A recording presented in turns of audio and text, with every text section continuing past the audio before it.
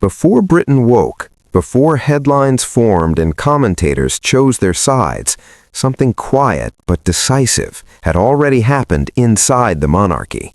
Not announced, not explained, not even acknowledged at first. It began not with ceremony, but with movement. Corridors opening earlier than usual, phones buzzing without context, staff instructed to proceed as if nothing were different, even as everything was. This was not the chaos of crisis, it was the calm of intent, and intent is always more dangerous. The story that followed was not designed for public comfort, it was designed for continuity. And that distinction matters, because when institutions built on tradition move quickly, they do so for one reason only: delay has become a liability. What unfolded at dawn was not a reaction to pressure from outside the palace walls. It was pressure from within, accumulated quietly over months, perhaps years, until it reached a moment where silence was no longer neutrality, but risk. Contrast that with what the public has been trained to expect. Royal change usually arrives slowly, wrapped in familiar language, cushioned by protocol. This did not. There was no soft introduction, no gradual adjustment of roles, no visible rehearsal. Instead, there was a clean line drawn between before and after, invisible to most, undeniable to those who mattered. That alone should tell you this was never about optics. It was about control. What makes this moment different is not the name attached to it, but the method. Power did not drift, it was placed. And placement implies selection. Someone decided not only that change was necessary, but that the moment for ambiguity had passed.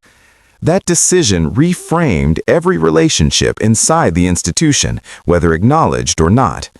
Some were elevated by proximity, others diminished by absence. And absence, in systems like this, speaks louder than presence ever could. The monarchy survives on perception, but it is governed by structure. What happened at dawn operated squarely in that second realm. While the public debated symbolism, internal mechanisms were already adjusting. Briefings shifted, access changed, deference followed a new gravity. None of it required explanation because those inside recognized the signal immediately. This was not rehearsal, this was activation. There is a temptation to view this as drama, to reduce it to personalities and tensions, but that misses the larger frame. Institutions do not gamble their stability on impulse. They move when the cost of staying still outweighs the cost of disruption. The silence that followed was not confusion, it was containment. The absence of comment was not oversight, it was strategy. By the time questions began circulating outside palace gates, answers had already been decided inside them. The public would catch up later, through inference rather than instruction. That is how real transitions happen, not with announcements, but with behavior. And behavior, once observed, is impossible to reverse. Whatever began at dawn was never meant to be debated. It was meant to be accepted as already done. What followed that initial shift was not immediate clarity, but deliberate disorientation. And that, too, was intentional. When institutions want change to hold, they avoid spectacle. They let uncertainty do the work. Inside the palace, people began noticing small deviations that did not come with explanations, meetings rescheduled without comment, invitations issued in unfamiliar order, decisions that once waited days now resolved in hours. None of these moments alone would have mattered. Together, they formed a pattern that could not be ignored. This is where contrast becomes crucial. On the surface, nothing had been declared. Titles remained the same, photographs showed familiar faces in familiar places, yet beneath that stillness, authority was already reorganizing itself. In systems built on hierarchy, authority does not need to announce itself. It reveals itself through who is consulted, who is deferred to, and who is quietly bypassed. Those inside noticed the recalibration immediately. Those outside sensed it only as tension. The public, conditioned to expect reassurance, found none. Silence stretched not for hours, but for days. And in that silence, speculation did what speculation always does. It filled gaps with narrative. But while outside voices competed for explanation, the institution remained unmoved. This was not avoidance, it was confidence. Silence only works when those holding it are certain of their position. Otherwise, it fractures under pressure. This one did not. Contrast that again with previous royal moments of uncertainty. Traditionally, ambiguity invites clarification. This time, ambiguity replaced clarification. That reversal alone signaled a deeper shift. The palace was no longer managing perception in real time. It was allowing perception to adjust itself. That only happens when leadership believes the outcome is inevitable. Inside, alignment began to form without instruction. Staff adapted not because they were told to, but because resistance no longer made sense. When authority moves decisively, hesitation becomes visible, and visibility carries risk. So people adjust. They always do. What looks like loyalty from the outside is often simply recognition of momentum. This momentum did not belong to one individual alone. It belonged to the idea that delay itself had become destabilizing. That belief had clearly taken root long before dawn. What happened that morning was not the beginning. It was the acknowledgement that the beginning had already passed. The machinery had been warming quietly, and now it was running.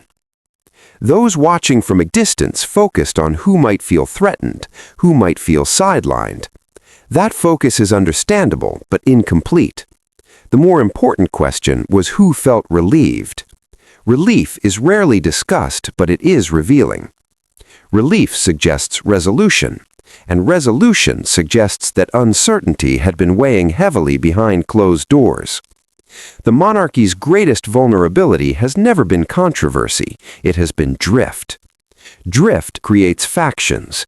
Drift invites interpretation.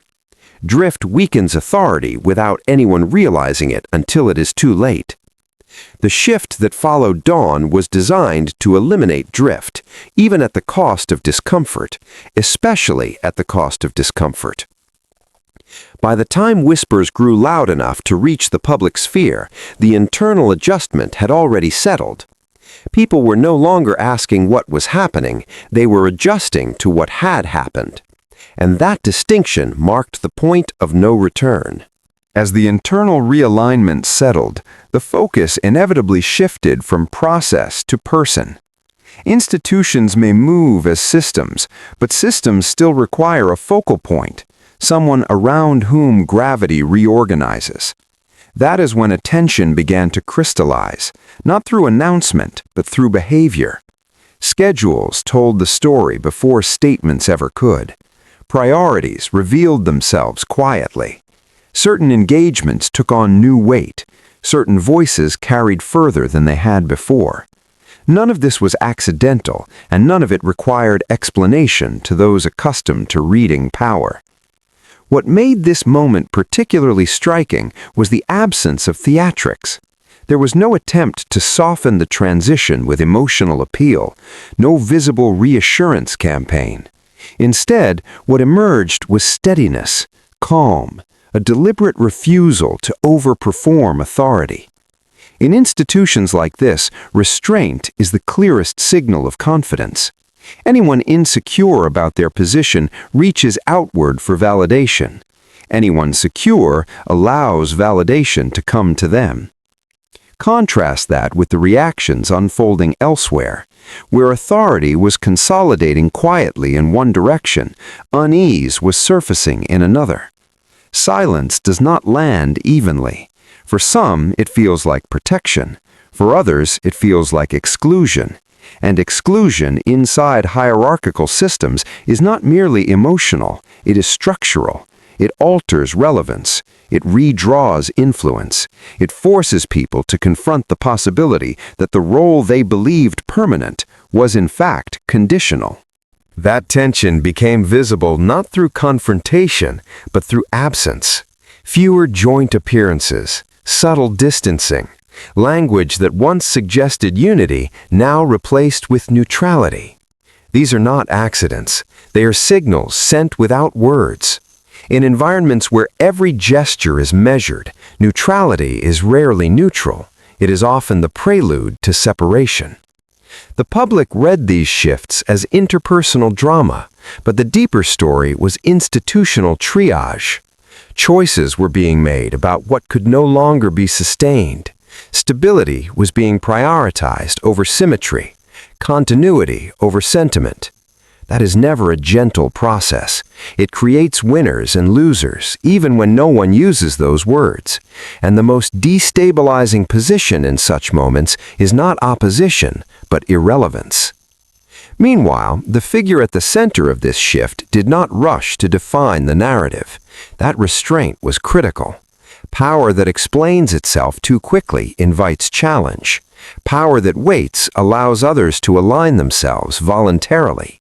And that is precisely what began to happen. Support did not arrive as proclamation. It arrived as proximity, as presence, as deference so subtle it could be denied, but consistent enough to be undeniable. The contrast between noise and quiet became impossible to ignore. Outside voices grew louder, more speculative, more dramatic. Inside, movement continued without commentary. That imbalance revealed where confidence truly resided. Institutions do not fear questions when they know the answers will eventually become visible through action, and action was already speaking. By now, the question was no longer whether authority had shifted, but whether anyone could meaningfully reverse it. Momentum, once recognized, has a way of discouraging resistance.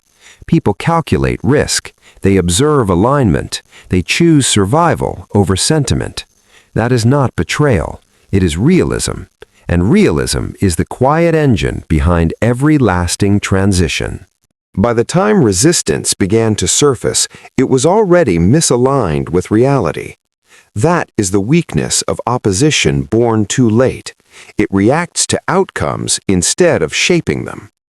The murmurs of concern that filtered through private channels were framed carefully, couched in language about precedent, balance, and tradition. But beneath that caution lay something more elemental: fear of displacement, fear of being rendered ornamental in a system that no longer had patience for ambiguity. Contrast is instructive here. Those consolidating authority spoke less and moved more. Those losing ground spoke more and moved less. This imbalance revealed itself in the nature of the objections. They were procedural rather than strategic, questions about how rather than why, appeals to process instead of alternatives. That alone signaled that the center of gravity had already shifted. When challengers argue mechanics, they have already conceded direction. Still, institutions rarely change without friction. Quiet alliances began forming, not out of shared vision, but shared anxiety. Individuals who had little in common except a sense of diminishing influence found themselves aligned by circumstance. Meetings occurred under the guise of routine. Conversations revisited old interpretations of protocol. Letters were drafted, revised, and circulated discreetly. None of it reached the public at first, and none of it needed to. This was not a battle for attention. It was a test of resolve. Yet, even here, the contrast held. While resistance gathered itself around what might be lost, the emerging authority positioned itself around what must be protected: stability, continuity, direction. These are difficult concepts to argue against, especially when uncertainty has already exhausted those involved. Fatigue is an underrated force in institutional change. When people are tired of waiting, clarity becomes irresistible. The most telling response to this resistance was not suppression, but indifference. No counterstatements, no visible effort to appease dissent. Silence again, but this time sharper. Silence that communicated finality rather than anticipation. Those opposing were left to speak into a vacuum, and vacuums have a way of weakening conviction. Without reaction, objections lose oxygen. Without acknowledgement, they lose leverage. At this stage, the transition entered its most delicate phase, visibility, not through spectacle, but through inevitability. Behavior outside the institution began to adjust organically. Language shifted, expectations recalibrated, invitations reflected new assumptions. Even those with no access to internal discussions sensed the change through pattern alone. Perception followed function, as it always does. What mattered most was not unanimity, but acquiescence. Total agreement is unnecessary for authority to hold. What is required is the absence of credible challenge. And by now, credible challenge had evaporated. The cost of resistance had grown higher than the cost of acceptance. That calculation does not require enthusiasm, only realism. In moments like this, institutions reveal their true nature, not sentimental, not nostalgic, but adaptive, capable of absorbing discomfort to avoid collapse. The shift that began quietly at dawn had now passed through its most volatile phase. What remained was consolidation, not dramatic, not celebratory, simply irreversible. What ultimately sealed the transition was not secrecy, resistance, or even strategy, but recognition. Recognition that authority, once exercised consistently, becomes reality regardless of how quietly it arrived. By the final stage, no one was asking for confirmation anymore. They were watching behavior and adjusting accordingly. That is the moment when power stops being provisional and starts being assumed. When questions fade not because they are answered, but because they no longer matter. The contrast between expectation and outcome could not have been sharper. Many anticipated a dramatic reveal, a defining statement that would clarify everything at once. Instead, clarity emerged through repetition. Day after day, decisions flowed through the same channel. Responsibilities accumulated in the same hands. Access aligned itself around the same figure. Over time, repetition did what announcements never could. It normalized the new order. Outside the palace, commentators struggled to recalibrate. Some framed the shift as sudden, others as overdue, but both missed the central truth. This was neither impulse nor inevitability. It was preparation meeting opportunity. The groundwork had been laid quietly, patiently, long before dawn.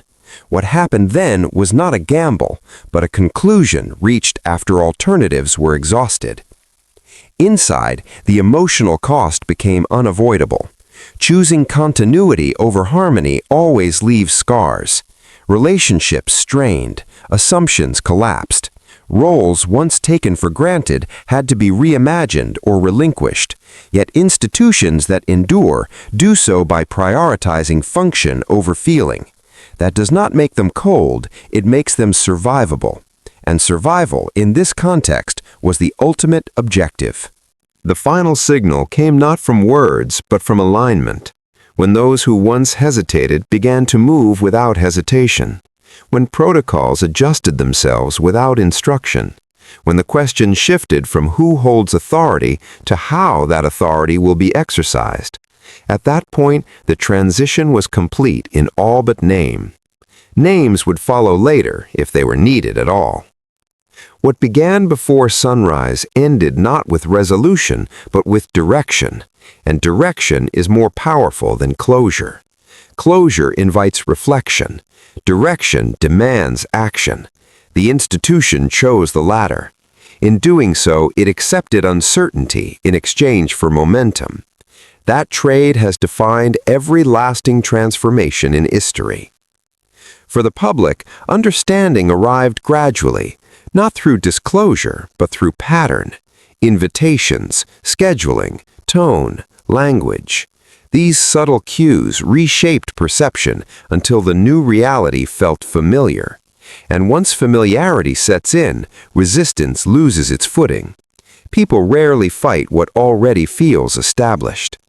This is how change actually happens at the highest levels, not loudly, not cleanly, but decisively. The dawn mattered not because of the hour, but because of what followed. A system choosing movement over waiting, authority over ambiguity, direction over drift. By the time the world realized what had changed, it had already been living with the consequences.